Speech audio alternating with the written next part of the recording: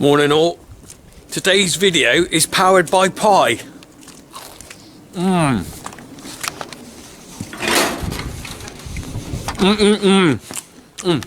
it's gone dark. Oh. You know I like a pie. Pork pie, look. This is one of Mike Perry's from the butcher's I saw the other week.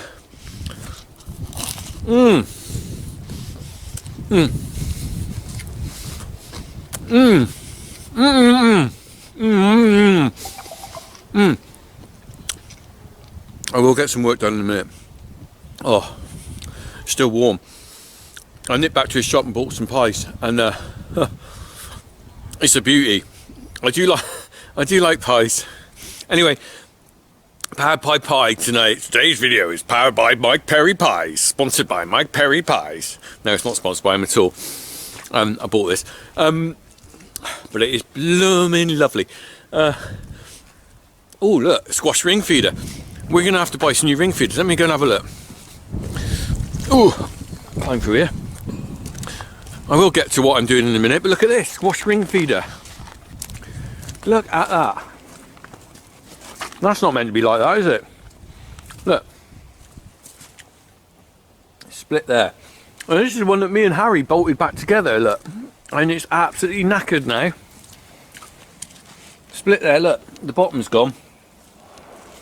So, look at that. That's not a good shape for a ring feeder, is it? It's not a ring anymore. Look at that.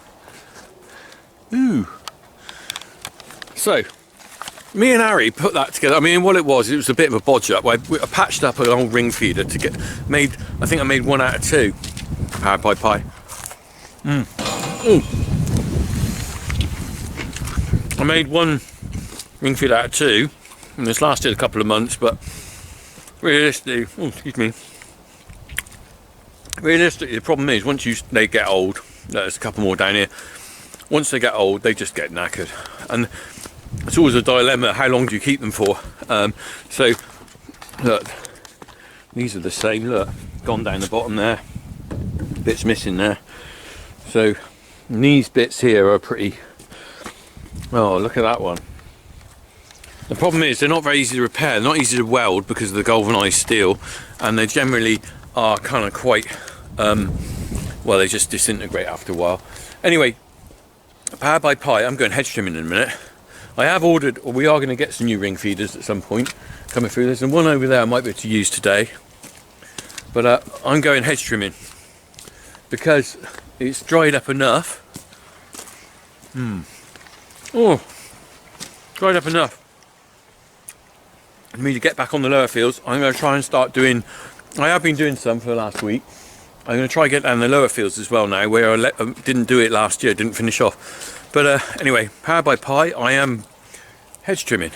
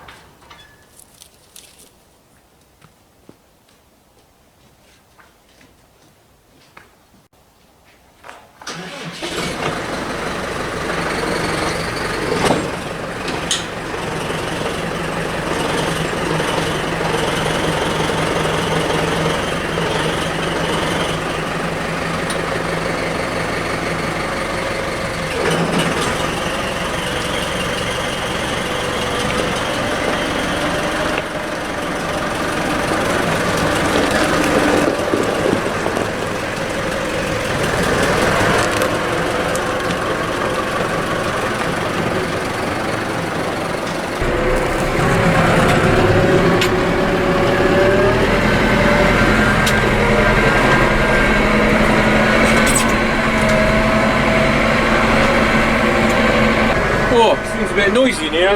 There's the back windows open. It's flipping cold. Right, so we're going to get back down the lower fields. You can probably see behind me I've done a little bit of hedge trimming already. Oh, I finished that pie. That was a beauty. That was a beauty. So we're going to go down the lower fields. I need saving as well as the hedges, trimming as well as the hedges. I just noticed there's stubble. We are going to be trimming 3-year growth on the hedges. Now, as you might have already known, I trim the hedges alternate years. So I do half the farm one year, half the farm the other year. Last winter, it was so flipping wet down the bottom fields, I couldn't do them. And they were on their 2nd year trim, so they were 2 years growth on there. So, because they missed another year, they're on 3-year growth now. Is that right? That's right, 1, 2, yes, so they would be on their 3 years, so they've, yes, they've done, they're still 2 years, yeah, so 3 years growth, wow. I'm losing track of the days and the time. 3 years growth. They're going to be a bit heavy duty to trim, so I've got to take it steady. We'll see what we see. I have already been around a little bit, but we're gonna crack on with that. I'll have a look when we get there. We'll have a look at the hedge growth, see what we're up against. Anyway, crack on. There we go. We're going by these bits I've done. You can see there. We're going through into the barn field now. So I'm going to go through here. It's a bit wet in the gateways, but I think we're okay once we're in the field. We will be stopping for Potmaster though, 3 and 10. See if you can join me on that. I don't think it's that far off. Ken Bruce. Right. Just multitasking here as a bloke. That's not an easy task. Okay, so right, just come through there. I'm just going to turn this off a minute. We'll have a quick look at the hedge. Also, knackered gateway I've got to deal with down here. Look at this. Look, flipping gate post is rotted off here. I'm not doing very well. Things destroyed, am I? Look, that rotted off. Well, it's been rotted for a while. And that was the gate post. I don't really need to fence this anymore, really. I think I could probably just put the fence across there, where the trailer should be. So there's the gate. That's fallen down. I propped that up. Right. Anyway, let's go and have a look at the hedge. Right. What I'm dealing with this morning. We can see here. Pretty high. You can see a line to the. Can you see the line on the hedge where I have to cut to? Can you see? You can see the thickness. It's thicker down the bottom. Look. It's already done that side. So look, and you can see where it's grown out to. I can sort of judge that. So there's the sort of top line of the hedge there. Look, that's a lot of growth to take out, isn't it? And if I left that any longer, that'd be a line of trees. So. Yeah, so I'm cutting that. This is part of my stewardship, higher level stewardship. I do the trimming of the tree hedges every 2 years rather than every year. I'm not sure what the new agricultural bill and rules will be, whether we can do some sort of scheme, whether that'll roll on to that with 2-year hedge trimming or what. 2-year hedge trimming is all very well and good, but the thing is, it does hack the hedge. I don't like it as much. And I would say, actually, from a hedgerow point of view, I'd rather trim it every year. I think it doesn't damage the hedge as much. But, you know, hey, these environmentalists know better than me. So we do it every 2 years, and you sort of look at it and you think, well, after you finish, it looks very hacked. But there you go. Right, let's get on.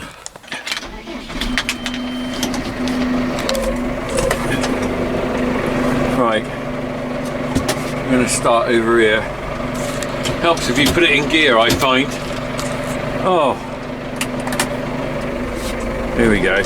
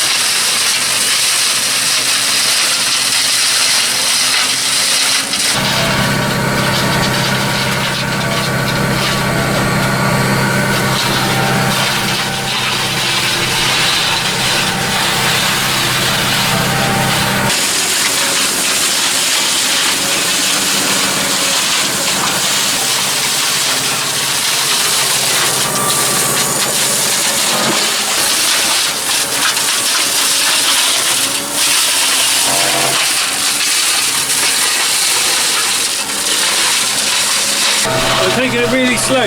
Now, it is 3-year growth, so it's thick, but it's not too bad on the blackthorn. Where the problem is actually on the elm. And what I've got is elm trees that have been trimmed regularly for years, and they don't mind that, so they regrow. They're always trying to turn into a tree. So basically, as soon as you stop trimming them, they want to grow into a tree.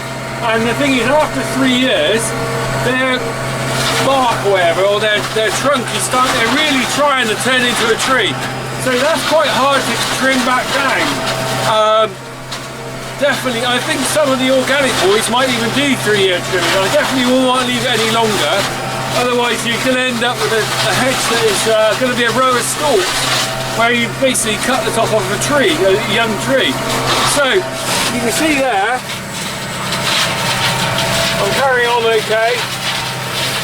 Well, there's the remains of an elm now. I'm just going into now. This is a bit more thorn. Can you see through that window? Right. So I'm going to recap in a minute. We'll have a look at it later. Hot Master's coming up. Might stop for that.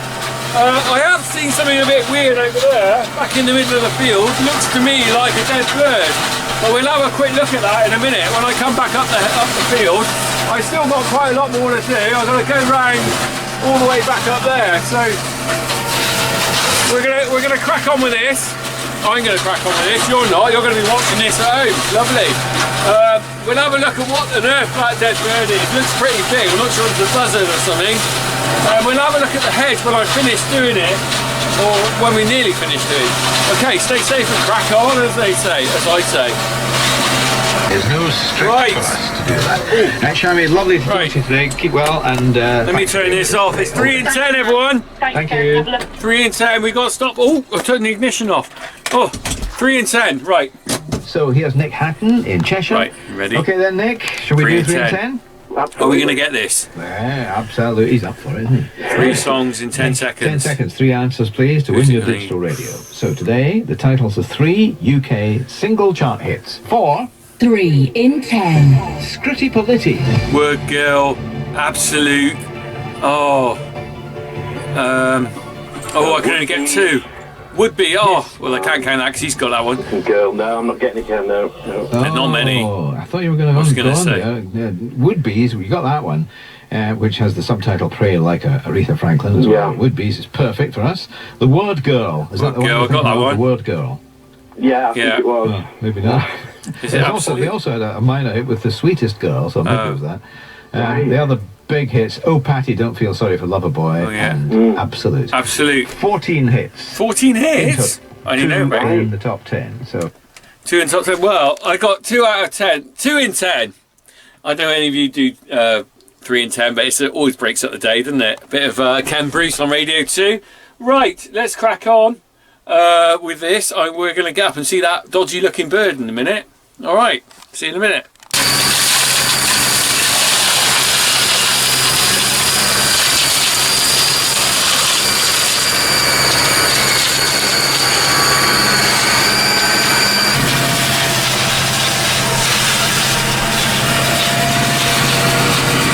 Well, visibility out the side window ain't great, so I got my Grotty Rag. I'm going to get some water out of the ditch. It's been wet, and the ditches and some of the even the gateways still got water in them. Look, here we go. This should make it a little bit better to see out the window.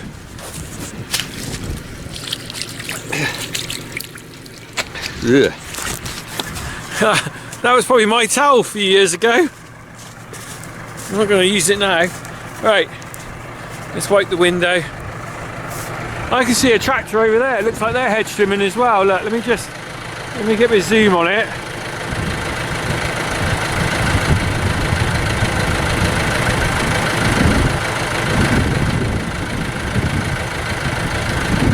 They're hedge trimming as well, I think.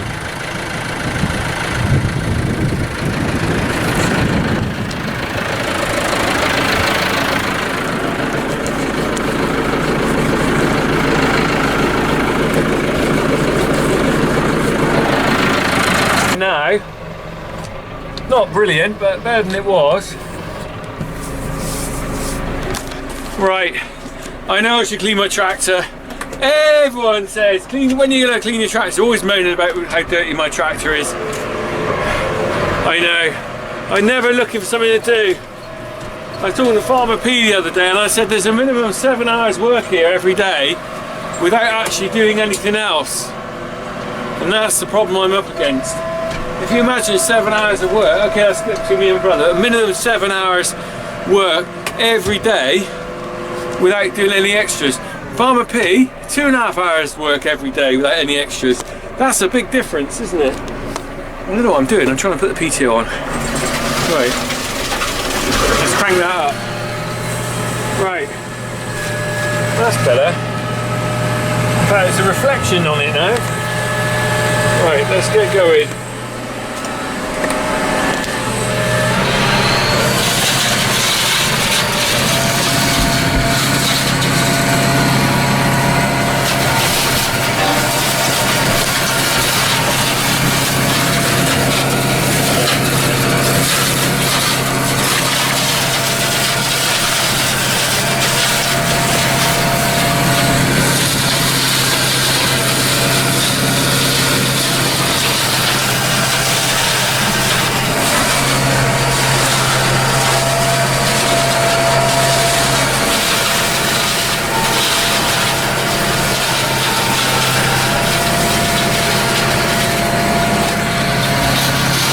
The puddler where I got the water from.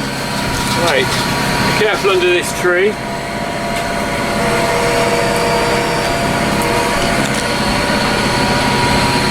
Get back in here. I'm going to get too close to the ditch. I've got to be careful with that ditch there, because if I get too close to it, the whole of the tractor will tip over, which is the last thing I want. I don't really want to put the ditch, the tractor into the ditch. Right, I can see my unusual object over there. We're going to have a look in a minute. There is definitely something lying in over there. It looks like a dead thing to me. Where is it? Something over there.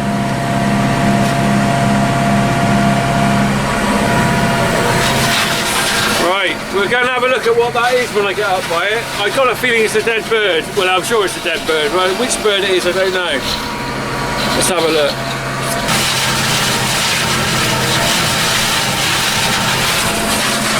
Right, I can see my dead bird.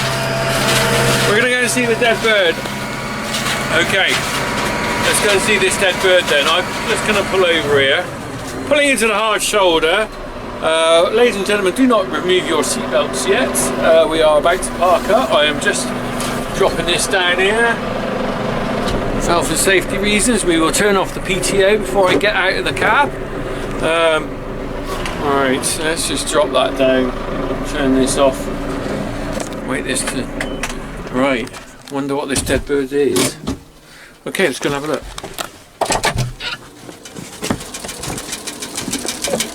Oh, you can just see, when I get too close, look.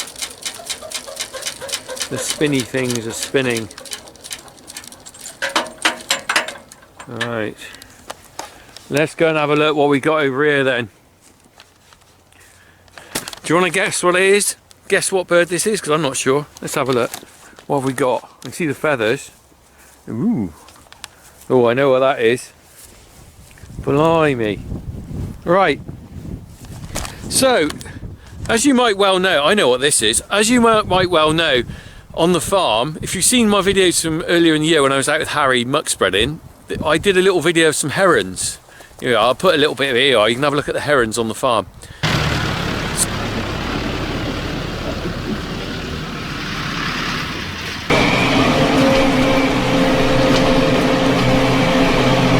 Okay, so when I'm driving around the farm on these jobs and everything, I do see some great wildlife, and this is really cool.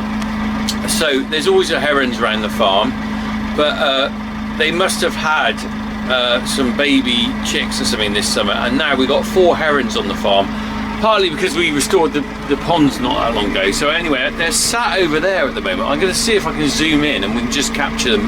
They might fly off and open the tractor door. We'll see how we get on. It's quite on the extreme of my zoom, I think. Right, Here we go, people. Ready? Right, can we see?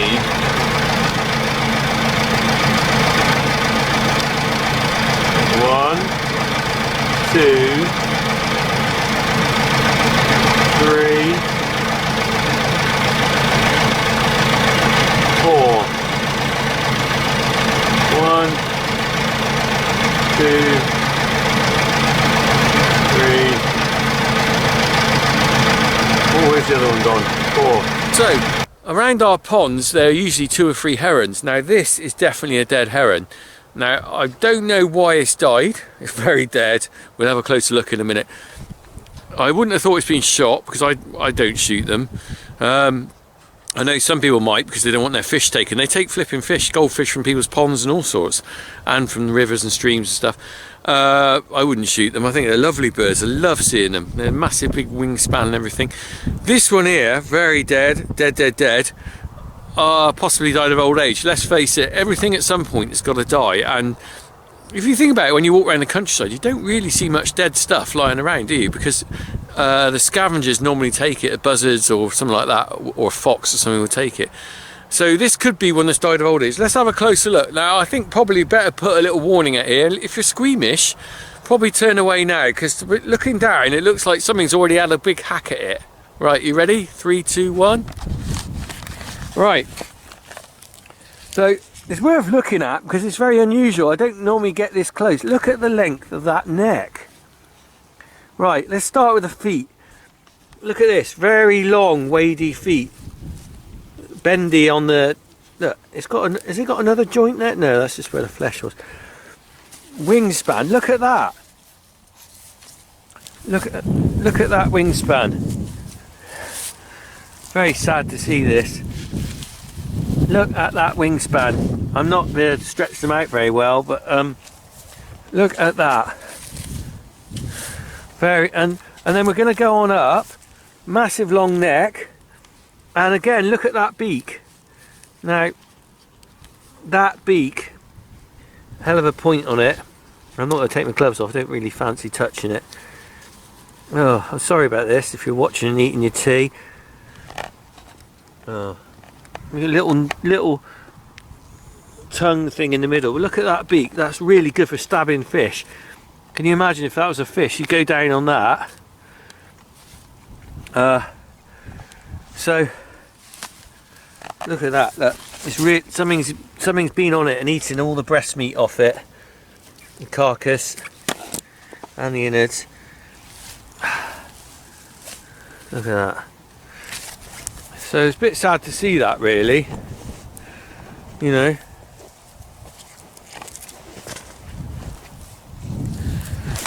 You probably notice, actually, I'm not some sort of weirdo, but you probably notice that I am quite fascinated when I stop and see some sort of dead animal. I usually stop and have a look at it. And that's really because you just don't get a chance to see these animals up close. I wouldn't ever get anywhere near a heron. They always fly off. And so you're always catching them when they're going. But that one, you can see that, wow, you know, the beak was that long, the wingspan is massive. They're very spindly little birds, really. Well, spindly big birds. But they must have a lot of stealth to be able to dive in and get the fish and stuff. There he is. Let's call him Dave. Dave the heron, not looking his best today. So I'm going to go back along here to the tractor. That is a bit sad, really. The only good positive is that, as you probably saw in that little video clip, there were I think there's 3 or 4 herons around on the farm. So you're kind of hoping that maybe that's the old man, as it were, that is no longer with us, and maybe he's younger around. We'll see. I'm hoping. I haven't seen any for a while, but I mean, one down, there's others about. Well, it's an interesting thing when you are on the tractor doing this hedge trimming. It's surprising what you do see around, and it really does give you a good chance to look around your fields, because I'm going around every hedgerow, so I get to see what fence posts need replacing, what tree branches are in the way or maybe fallen down. But also you get, because you're higher up, you can look across the fields, and I'm going very slow, about 1 mile an hour. I can see things like that lying in the field because I'm raised up and I'm not travelling fast. So you do get to see things like that. The interesting thing is, when I was a kid, I did a magazine thing called Country Spotters. I think it was run by the Farmers Weekly, which my mum got us to fill in, and it was like a little, almost like a farm diary, or a diary you had to fill in and put things like if you saw a pheasant or whatever. And it was always a bit like, oh, why am I doing that? But actually, do you know what? It has sort of fueled my interest in nature and seeing wildlife and stuff like that. And for me, anyway, farming is a big part of farming. Is that wildlife and stuff. You know, it's not just about making a living on the farm. And I do hope this new farming system that's going to go forward will fit into how we do. Whether we can make enough money out of it, I don't know. But conservation wise, it's nice. I love, you know, sad to see that heron die, but I love to see them on the farm. Right, anyway, that's aside. Let's get on with this. I think what I'll do is I'll do a little bit of video when we're nearly finished at the end, when I've got the hedges tidied up, because at the moment I'm just going hack, getting them down, but eventually I'll try and get a nice tidy finish. All right, crack on, see you in a bit.